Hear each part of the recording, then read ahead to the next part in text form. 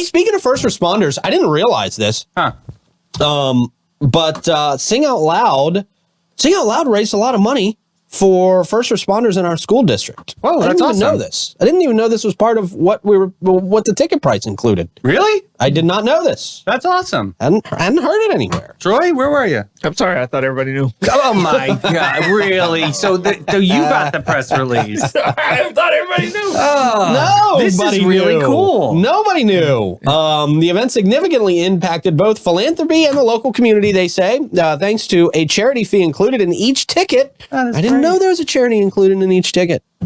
A total of $140,000 was raised, with proceeds evenly being split between the First Responder Project, who we absolutely love, great organization.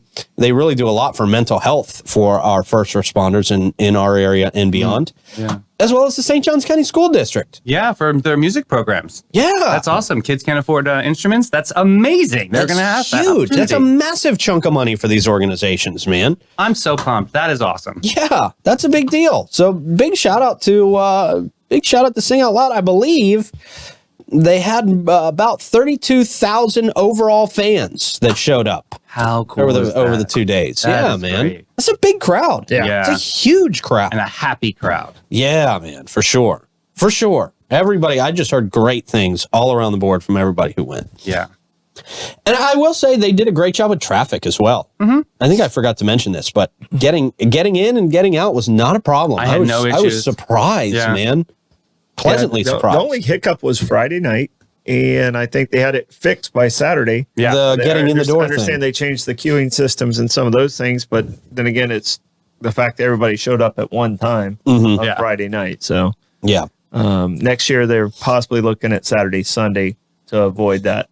Everybody getting off work and going straight there, and it created a traffic jam. Oh, but I love your makes story sense. about how the hotels benefit by having that It's whole much weekend. better on Friday night for the businesses. I think they can figure it out on Friday. Come on. Yeah, because we get Thursday night, Friday, Saturday's the concert, and then people were staying Sunday, going shopping and sightseeing and doing everything else. That's that pop. They did a little bit of it on Saturday, but I mean, you had the whole day without like any. Oh, we got to get to here, we chill, gotta get there. and decompress, Yeah. and enjoy our town like how it's supposed to be. It worked out really well this year as far as businesses, and I think everyone did well, even though some were complaining online.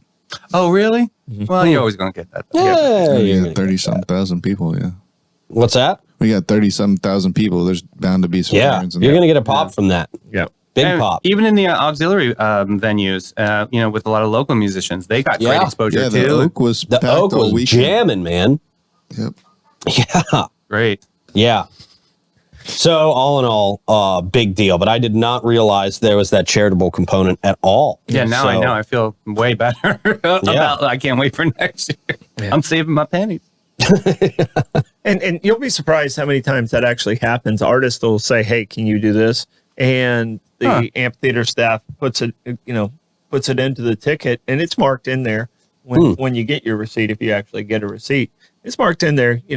Charity donation. I don't ever look at that. I see No one you're ever approved and you're in. I'm like, yes. No one, Right. no one ever does, Davey, but it's baked in a lot of times in there, and it raises a lot of money very easily. Yeah. And people, like if you do a Michael Fronte and you do a recycling thing or something like that, those are live green type things. Those things are in those tickets a lot of times. These artists, they make an effort to do some good stuff. Mm-hmm. That's pretty cool, man. Very impressive. Yeah. And I'm a huge fan of the First Responder Project, so I'm glad they got some big bucks from this. Very impressive. Congratulations, y'all. And of course, the school district and the music programs. Man, that's great. That's huge because we do know those are underfunded and instruments are not cheap. No.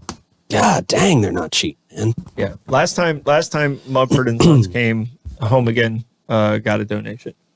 Oh, That was cool. even going back 10 years ago. Oh, okay. So just Nice. Did not realize that either. no, they've been doing it a long time. Very humble about it. So Yeah. they should probably let people Yeah, man. give them a pat on the back for what they're doing. Awesome. Yeah. Cool. Well, I was glad to hear that. Glad to see that. Residents up there, I believe this is near World Golf, along State Road 16, not thrilled about affordable housing possibly coming their way. St. Johns County developer held a community meeting on Wednesday to discuss a new affordable housing development along State Road 16. The meeting took place at the World Golf Renaissance Resort and aimed to address a pressing need for affordable housing in St. Johns County. The proposed development, known as the Preserve at Wards Creek, would be situated at the south end of Silverleaf Parkway. Oh, yeah. The Silverleaf people don't want affordable housing people near them. That makes sense. Hoity-toity over there. Close to the Wards Creek Elementary School. Affordable housing initiative consisting of 288 units and 618 parking spaces for residents intends to provide much needed relief to essential workers, they say, and St. Johns County families who've struggled with the area's high housing costs. And that's everywhere you go.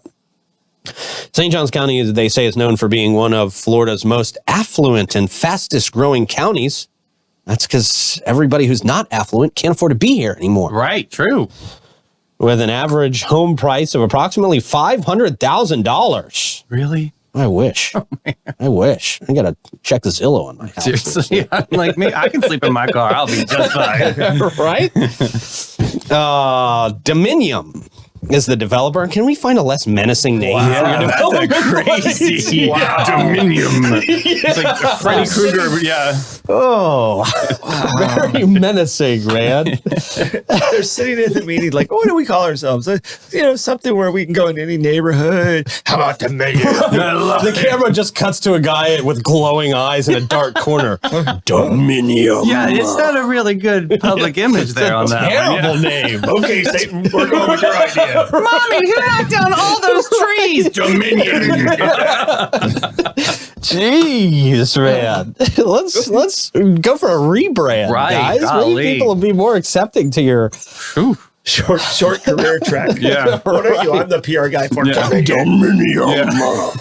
Fluffy cloud construction will be Right, come on, Fluffy man. cloud. Okay. Oh, the Dominium, the developer behind the community, recognizes the difficulties faced by essential workers and their name, including teachers, firefighters, law enforcement officers, and young professionals.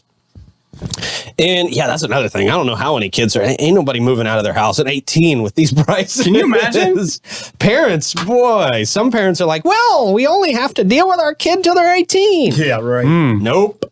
Try 32 these days. You gotta have a legit career to get your own place these days in St. Augustine. And then you still have to borrow money from a friend. Yeah. And live with 4 I was people. going to say, and 3 roommates. Yeah.